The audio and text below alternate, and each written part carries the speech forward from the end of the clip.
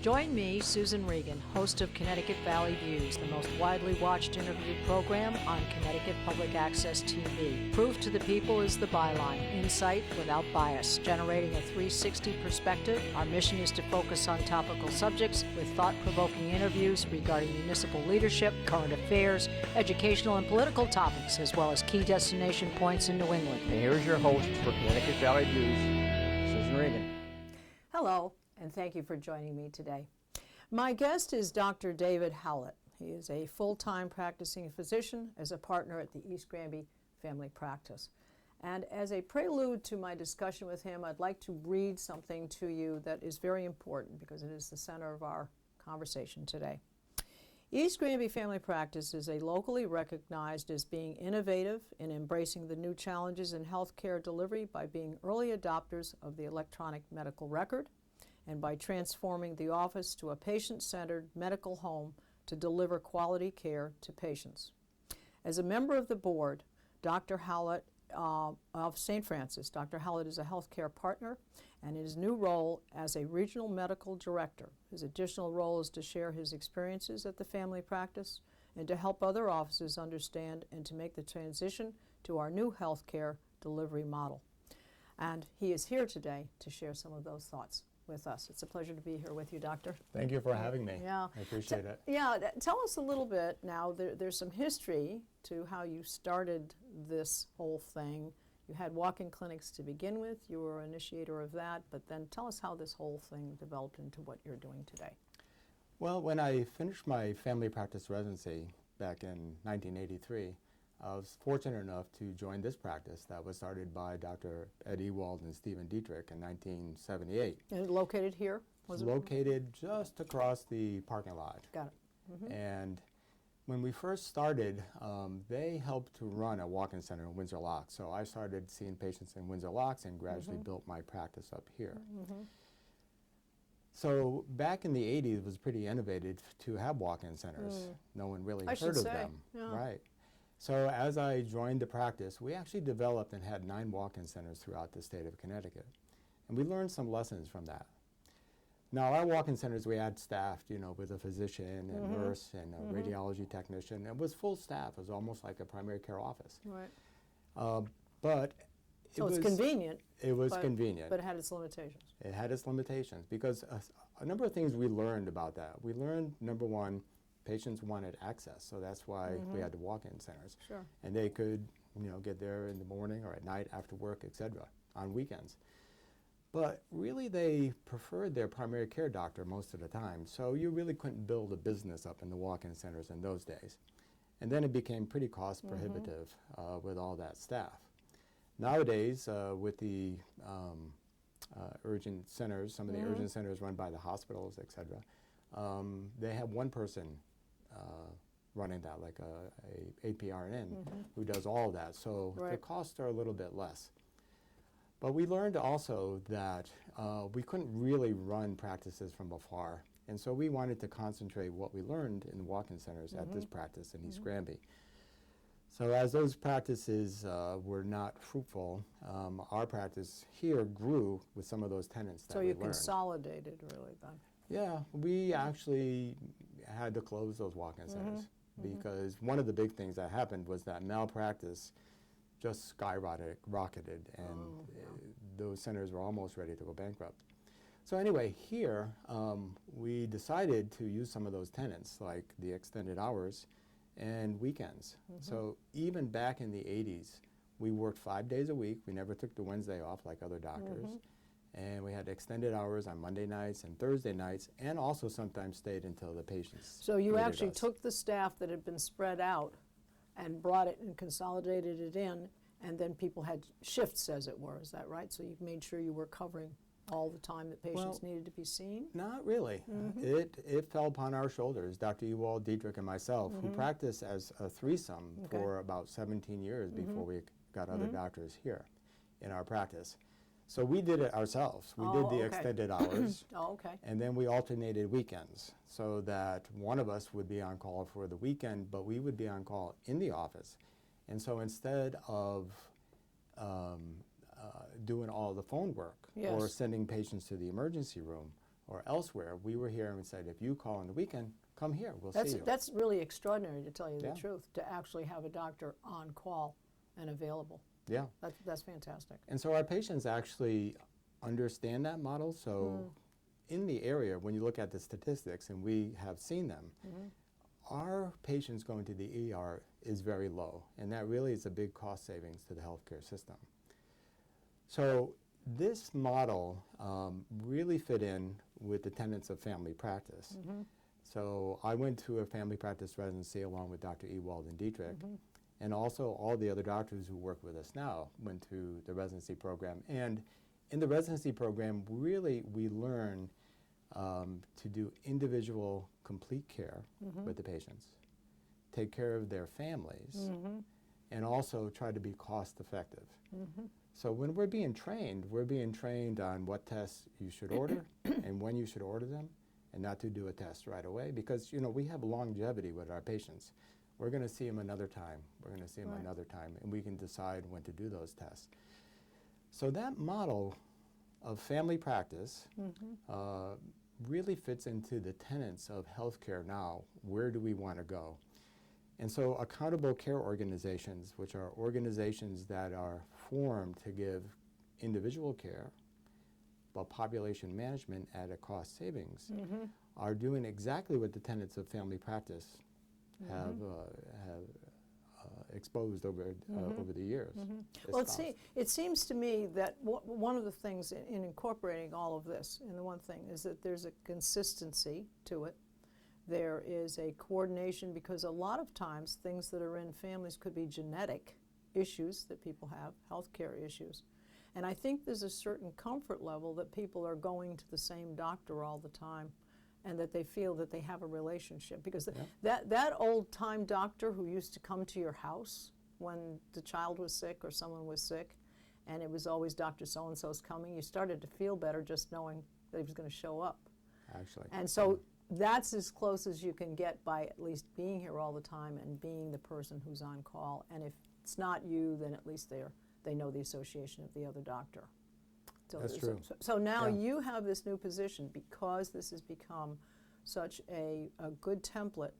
Just tell us about then how you were assigned, awarded, Yeah, right. put in position. That's right. Well, what happened was that over the years, I became involved with the Connecticut Academy of Family Physicians.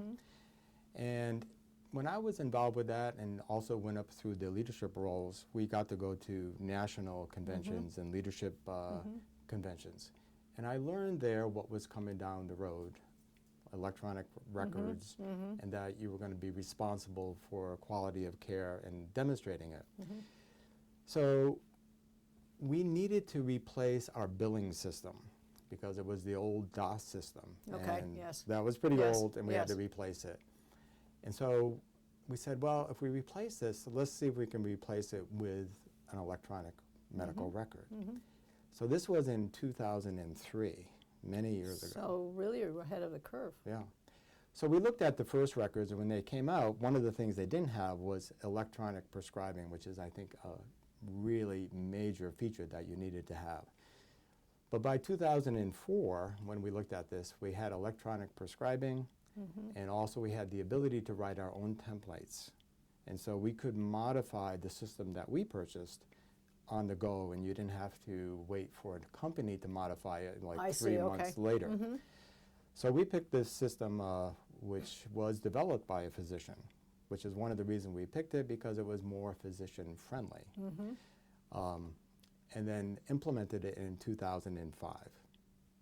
So implementation was not fun, because we had to take each patient's chart and with that chart digest it and put it in different places in the electronic record. So we would have all the demographics, all their allergies, their medication, their problem list, and their past medical history. We had to go through consults and all put Switch this in screens, as it were. there. Yeah, Okay. and put them in different Okay. places. Okay. That took us about 26 months to go through all the patients. We have about 16,000 patients in our Holy practice here. smoke, Yeah. 16,000. Yeah. Wow. So when you're going through each patient like that, it takes some time. And so, and we only did it as patients came in, so not everybody comes in every year, so it took about Sure, 26 of months course. before we all felt comfortable with that, Right. that they were in there. Right. So we were early adopters of the medical records and innovative in that way before a lot of people had electronic medical records. Also during that time, we became a part of a project called PPRNet, which is run through the Medical University of South Carolina. And at that time, they took all the data from physicians who were using Practice Partner, which was our EMR, and they would analyze it for us, digest the information, and send us data back. So we could see early on how we were doing in terms of doing our colonoscopies, our mammograms, getting our immunizations done, and the quality metrics of making sure diabetics were well controlled, et cetera. So now we were actually You're getting measuring data. your success and what's been accomplished. Yes. Okay. And so that was starting back in 2008. So we're moving along the spectrum, and little by little, we are changing as we go along that spectrum. Okay.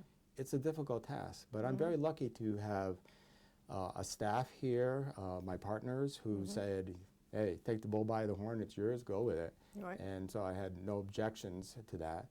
And staff who is very resourceful and forward-looking. So important. Yeah. Very important. And so we had the philosophy in this practice, you know, to do innovative, creative things for patient care, which is what we need to keep moving on, to give good quality care and to measure the care, which is exactly where it's going now, where the federal government eventually wants to pay for value-based care rather than fee-for-service.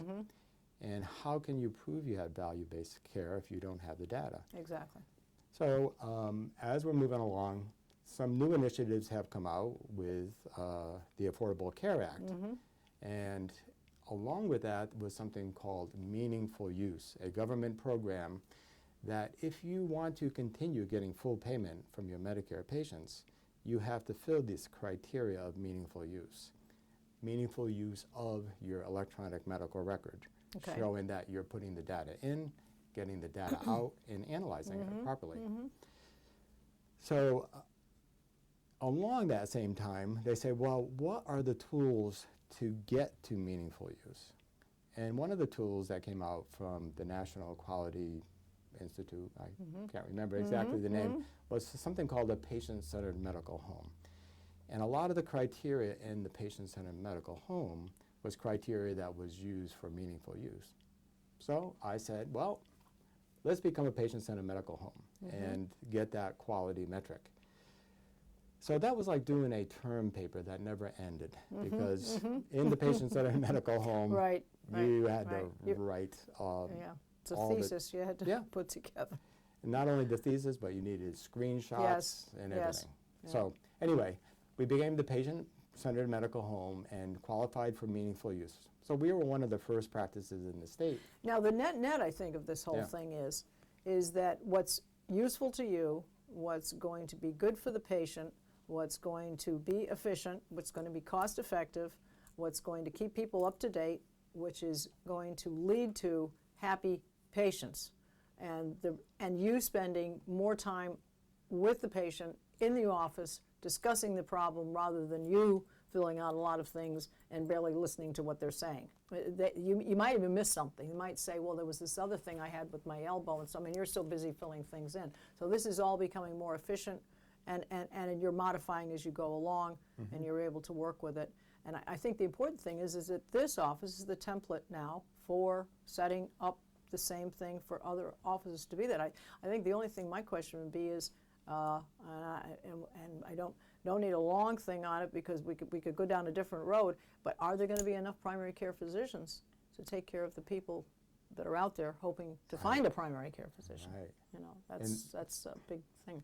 So that's an excellent question. Look, So there are a lot but of you have doctor's physicians. assistants, right? What's Yeah. you know, you're able to have, is it doctor's assistants who can sort of prescribe some prescriptions and can take care of obviously some more minor issues, and then if it turns out to be something that's more difficult to deal with, then you move on to the doctor. So they're absorbing some of that. Is Yes, that correct? Mhm. they are. But the problem is that if you want to keep up with the healthcare now, and if you want to stay, for instance, with the St. Francis Healthcare Partners, one of the criteria is that you have to have an electronic medical records. And a lot of docs who are getting close to retirement don't really want to go through the expense and through the hassle of converting everything to electronic records. Right. So some docs are asking for exemptions from it. Other docs are actually having early retirement. Okay. And so you They're are opting cutting out. Or yeah, opting out. opting out. So you're cutting down your workforce a bit. We do have now we have 10 providers in this office, 3 nurse practitioners and 7 docs. A lot of the docs work part-time to accommodate the patients. But we have a hard time accommodating all the patients because our schedules are very full. And we have to spend more time with each patient, so you can't just cookie cut patients and get them in and get them out. Right. And we refuse to do that in our office. For instance, most of the time when our patients come in for a follow-up visit, we give them 30 minutes because you need that time to really talk to the patient and to get a good idea of their milieu, their medical milieu, and what they feel about medicine, and what their families are doing, and their families' thoughts about the medicine. Sometimes it takes people, but particularly if it's maybe for women, it's a little more difficult to talk about some things. Maybe things are emotionally happening to women, and some patients will need a little bit more care, as it were, from a listening point of view, because it takes them a little time to warm up to the doctor. So your bedside manner has obviously been very effective because you have shown a willingness to listen and care about the patient. But some patients may not share some things. I mean, you may try and probe and get into and whatever, and the patient could be talking about something that they feel very personal about. It's particularly women who are concerned, and they don't quite tell you what their real issue is. They allude to it, and then they don't discuss it. And now you've missed an opportunity to fix it. That's absolutely true. I teach medical students from UConn and also from Quinnipiac, and I teach them here in the office. So they shadow me. They also interview patients. And that's what we talk about. Look at that little key thing that the patient did, and they wanted to say something else. And that's what you have to hone in on and actually address that question. If your day is busy and you want to run out of there, you could miss that key or ignore that little grimace or the little tear in the eye and then walk out. And you miss the whole reason for for the visit. And it might have even been the catalyst that's causing the back pain, or whatever, because really they're having something else that's the cause, the real cause of it, and you need to do something about that. All right. Well, this one of the thing is that go ahead. You wanted to add something. So I was going to say, so we're going down this path to my role today to help other doctors do these things that you have to do in your office, because it is a process. And for us, starting in 2005, we're 11 years into this. But a lot of doctors' offices who haven't started this are being told at this point in time, you got to get your electronic medical records up. And by the way, you have to do these patient screenings. You have to redesign your office to make sure that you do quality measures. And you have to do... What are quality measures? What's quality that? measures are making sure your diabetics have their blood pressure, their A1C done, their microalbumins, that they go to the eye doctor. And and then if you do these quality metrics, you also got to make sure that these are put in the chart in a certain place so you can retrieve them later to prove that you've done it. Sure, of course. So there's so much to do right now, and as I mentioned, it took us 26 months to do it. And we were like a test sites for many different groups. Like Qualidigm came in to help us. St. Francis Healthcare Partner came in to help us. We worked with PPRNet as part of pilot projects to learn how to do this, because in 2005, no one was doing this, or very few people were doing it. So the reason I'm on the committee and on the board is to give the foot soldiers account of what happens in the doctor's office and what can you do to make your office work more effectively. So my job is to go out to a physician's office and help them and explain my experiences and what worked for Because that's us. your learning curve, and that's Yeah. going to speed up their learning curve so they don't have to go through the whole thing that you went through to Yeah. get to the point where you are. So you're training them. This is going to be, as we said, more effective for the patient. But I think, as you said, this takes a lot of time. But net at the end of the day, once it's in place, this will actually speed things up Absolutely. at the other end. Absolutely. And let me give you an example. Sometimes we have a patient who comes in and they'll be talking about, for instance, leg pain and you know, a sciatica type Yes, thing. yes. And they'll be going on with the story a little bit, and I can bring up very quickly in the electronic records because I'm thinking, gee, did they ever have any imaging? Did they have any x-rays? Right. And we have this very powerful place called the past medical history in our electronic record, and I can see every test they had at a glance. Oh, I don't have to thumb through things. I don't have to go through screens or anything. right. I brought it up, and I saw 4 years ago, the patient did have MRI of the L spine. And exactly where her symptoms were was exactly what the MRI told me. Interesting. Yeah. Done. Yeah. Because then I mentioned to Right. her, I said, did you know you had this before? I did. Oh yeah, and I Yeah, remember people that do now. forget about things. Right. Yes. And I had that test. So guess what? We just saved the healthcare system. Another MRI. I saved. Because you this is know, where the going through a costs go lot. up. This is where the costs go Yeah. up. And that's where it can sometimes happen at the walk-in centers, and we alluded to The that redundancy. earlier. Yes. Redundancy. Or let's look at this. We see the patients over a long period of time, and we may see little abnormalities, slight abnormalities, and for instance, their white blood cell count. And it may be, and that's their norm, a little bit low. But they may go get a blood count, and now it's low, and all of a sudden, now you got a workup. They don't need a workup. For 15 years, it's been the same. It's just background noise. And you know, and Blood work tells a lot, doesn't it? yeah. Blood work is really key to the whole thing. And so we're following, you know, the A1Cs for the diabetics to see what kind of control they are. And the other nice thing about the electronic records is that all the blood work is put in a tabular form that now can be graphed. So I can graph their A1Cs, their blood pressures. So you can see what's constant, what's suddenly a blip that goes way up, Yeah. something that goes way down. Yeah, and for It's very instance, effective. the weight. You can follow the weight. The weight's going up. For instance, I had a patient just this morning that I saw, and I was showing him his weight curve, and I was showing him his blood pressure and his cholesterol profile. And I showed him how it followed his weight curve. His cholesterol went up, his blood pressure went up, and when his weight came down, everything went down. And he actually said, wow, that's pretty nice to see. And it can be used. So they can associate Yeah. the fact that if I do lose some weight, this is going to bring my blood pressure down, or whatever Right. the issue is. Yeah. It's going so that the association helps them work more towards what they should be doing as a patient. Well, let's talk about walk-in clinics. We've talked about the risks of that. I think let's talk a little bit about the electronic records, because these are very important, obviously, for your use.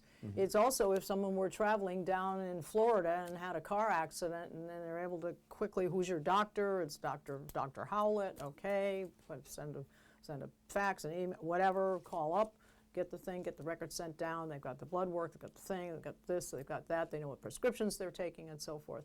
However, people do worry about the fact that the HIPAA thing that we're always signing about what information is being given out. There are risks and dangers to that because people, identity theft, they're afraid perhaps when they go for a job that a potential employer can see something and not hire them because of it. I mean, there are the risks to it too. Is that correct? There are risks to it, but I think there's risk everywhere now. To minimize the risk in our particular office, we have our own server on site, and things are backed up on site and locked away. And we also have a server off site by a professional that takes care of that, and these all have firewalls. Okay. And you know, they would have to go through at least 2 firewalls to get into our records here. But I think that anybody can hack anything nowadays if they want to, and I'm hoping that they're not trying to get into your records. Well, the other advantage, and you and I discussed this earlier, is the fact the patient can look at their own records. Absolutely. So you don't feel like you're some little child that the doctor knows, the nurse knows, maybe even the receptionist knows all their personal things and what their chart says and what their readings are and what the test came out. You can go online and see what's actually in there. Absolutely. And this is something And be called, better, actually be better educated about themselves. But not only that, I mean, this is called WebView, where the patients come in.